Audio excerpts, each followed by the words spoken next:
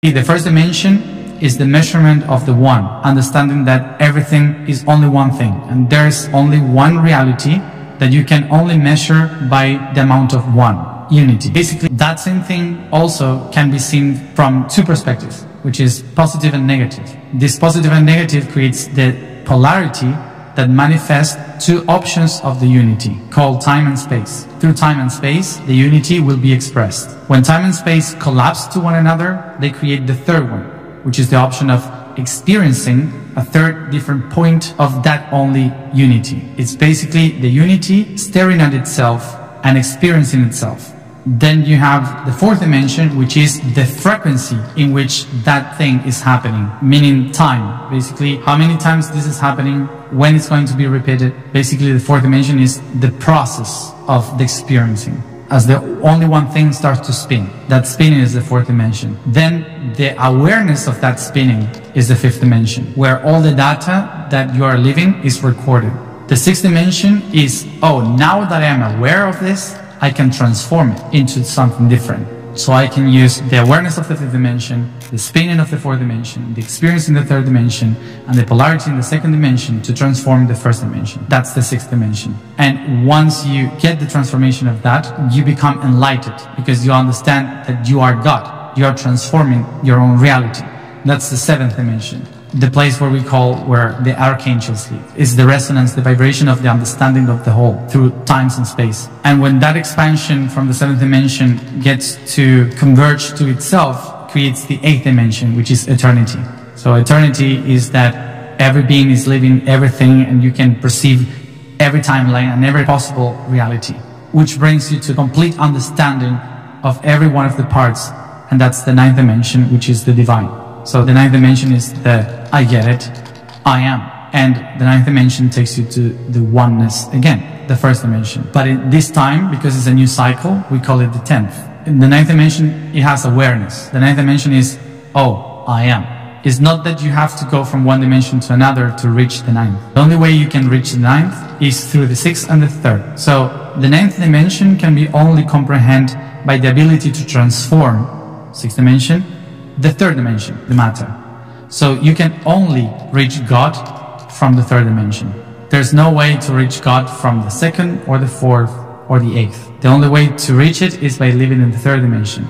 And that's why all the beings needs to create an experience in order to assimilate all the other dimensions. And when they reach to transform from the sixth dimension, the third dimension, you become God, the creator. That's why it's not like you are in the third dimension and you have to go to the fourth dimension. I've heard many people saying, we are going to the fifth dimension. No, we are not going, because it's a dimension, it's not a place. You never go to the fifth dimension. You understand the fifth dimension from the third dimension. You just simply change your perspective of who you are. So it's not that you leave the third to go to the fifth. Every being in existence needs to go through these four stages, which is expression, experimentation, integration, and transcendence. And it doesn't have to be very philosophical. An expression is just a spark, experimentation is the fire and the burning, integration is ashes, and transcendence is the heat. That's a way of transcend. It's like before you burn, but now you are giving heat to someone or enlightening someone that needed the fire. So transcend is go beyond your shape or what you can do and become a part of someone else.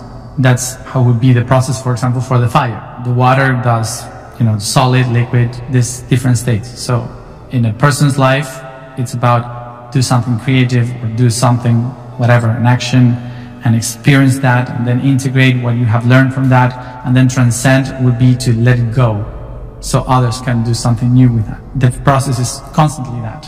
What can really help us to understand is that there is no other. Everything is just a reflection of only one thing. In our daily lives, it can help us to understand that there's no separation, so we can always change our point of view. We can always learn from someone different, and that difference won't be someone apart from us. It will be just a different aspect that we are not able to see because of our personality, and we need someone else to show us that perspective, because that person can see from the other side. The understanding of dimensions is not to go to those dimensions, but to understand that everything is working for only one thing, and there's no others. It's something natural, mainly in mammals, that we try to survive and protect what we think we are, so we can survive as long as we can. So that's why anything that could be different for ourselves is an illness. So that's why we shield, we protect ourselves, and we say, no, this is my point of view and this is the truth. And that's okay if you live through the unconsciousness. When you live through the unconsciousness, it's all about survival and following the flow, and it's not bad. Actually, the unconscious of the universe is the one that enables the energy to flow. The huge, big movements of people is unconscious, and that's the thing that enables to create, to manifest. So it's not something bad to be unconscious, it's useful for the universe. But if you are trying to be aware or conscious, that thing of trying to protect your point of view is very difficult, because there's no one point of view. Raise your vibration doesn't mean to get out from the lower vibration. It means to rise up the lower vibration. What this means? That usually we commit the mistake of saying, this is all low vibration for me, I have to live in a very high vibration, so I have to get out from this. Well, actually, the universe is basically a closed system, meaning that as higher you go up, the faster you go down at the same speed. Basically, the low vibration is the one that holds you in existence, and the high vibration is the one that expands you to any existence. So, if you just go to the high vibration, you will expand, but it won't be easy for you to manifest. Because, of course, in the fifth dimension, it's perfect, but in the third dimension, you have to eat. And some people forget about that. And this is because of religion. Religion has settled in our minds the idea that we have to go away from our bodies, we have to rise our vibration to reach heaven. That idea got stuck in us in different kinds of philosophies, and we forgot the main concept of all this, which is in nature. Nature is the best explanation of how the universe works, and we just created an idea that is fake. And when you see a plant, the first thing that a plant does, roots. Go deep and deep, because in the darkness you find the minerals to absorb the water, the motion, to absorb, and with that you produce something, this glucose, that creates something that we call love. And that love is the links that you expand to everyone around, and that's the branches. So you create your center, you expand your branches with love, and you open yourself to receive information through the leaves, the light. So you receive the light, what for? To create something, a project. The project is called fruit. So you create a fruit, but the fruit is not the goal. The goal of the fruit is to nourish the seed. And where the seed goes?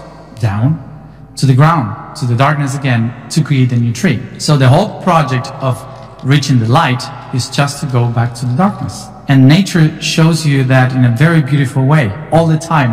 And we are just trying to escape. So if you want to be a tree, the tree of life in the universe, must be a balance between both sides. So what is to rise your vibration is basically to allow yourself to transform constantly in that process, not to get stuck in the same pattern all the time. When we talk about rising your vibration, is not to leave something behind, is to understand it in a different way so you can use it properly. And that would be rising your vibration. Expand your mind to understand different options of why you have to leave this darkness, or why you have this problem, or these kind of things. Because usually problems, darkness, bad experiences are the minerals, the salts that you need to grow up.